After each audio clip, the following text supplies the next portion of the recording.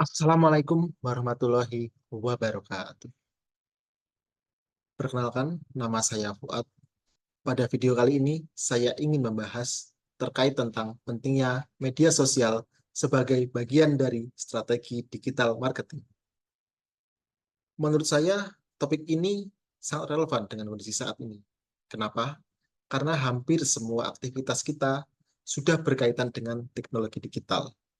Mulai dari bangun tidur sampai mau tidur lagi, kita pasti tidak lepas dari yang namanya handphone, internet, dan juga media sosial. Kemudian, seperti yang kita ketahui, era sekarang ini perkembangan teknologi semakin pesat, khususnya di bidang digital. Hampir semua informasi bisa kita akses dengan mudah, hanyalah dalam hitungan detik melalui internet dan media sosial. Mulai dari berita hiburan, kemudian fashion, sampai informasi produk dan jasa, semuanya tersedia secara online. Kondisi ini tentu menjadi peluang besar bagi siapa saja yang mau berusaha dan mau memanfaatkan teknologi dengan baik, terutama dalam bidang bisnis dan pemasaran. Salah satu bentuk pemanfaatan teknologi tersebut adalah dalam hal mencari penghasilan dan menjalankan bisnis. Media sosial saat ini tidak hanya digunakan sebagai sarana hiburan atau komunikasi semata, tetapi juga telah berkembang menjadi alat pemasaran yang sangat efektif. Lewat media sosial, pelaku usaha bisa memperkenalkan produk, membangun citra atau brand, berinteraksi langsung dengan calon konsumen, bahkan melakukan penjualan tanpa harus memiliki toko fisik. Dengan kata lain, media sosial mampu membuka peluang usaha yang lebih luas dengan modal yang relatif lebih kecil. Selain itu, media sosial juga memiliki peran penting dalam menjangkau pasar yang lebih luas tanpa batasan ruang dan waktu. Pelaku usaha bisa memasarkan produknya selama 24 jam, serta bisa diakses oleh siapa saja, kapan saja, dan juga di mana saja. Hal ini tentunya sangat berbeda jika dibandingkan dengan pemasaran konvensional yang memiliki keterbatasan lokasi dan juga waktu operasional. Bahkan, media sosial juga mampu menjembatani antara daerah pedesaan dan juga perkotaan yang memiliki perbedaan yang mungkin beberapa cukup mencolok. Melalui beberapa platform digital, keterbatasan lokasi sudah tidak lagi menjadi hambatan dalam menjalankan bisnis.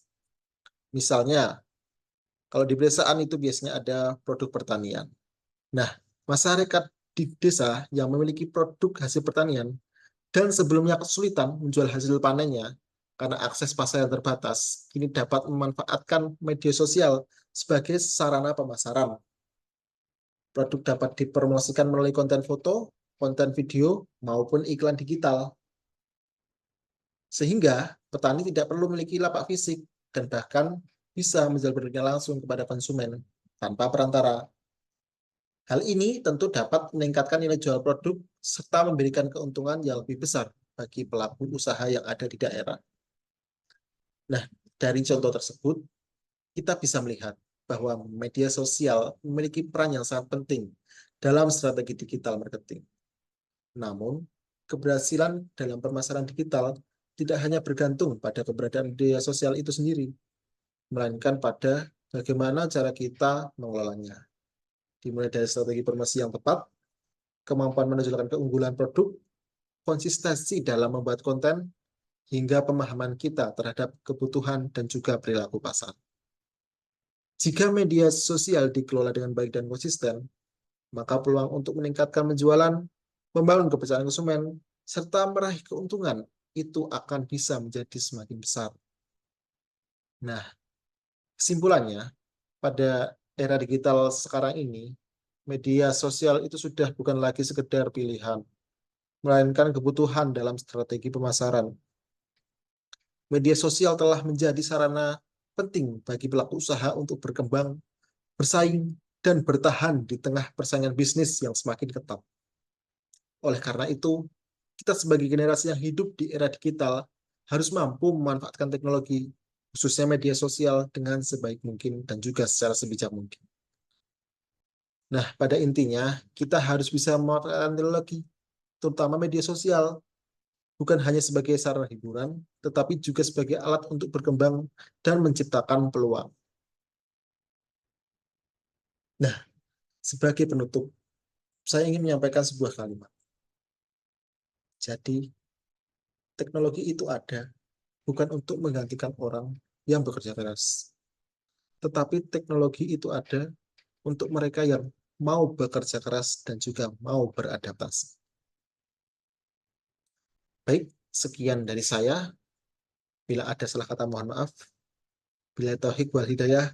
Wassalamualaikum warahmatullahi wabarakatuh.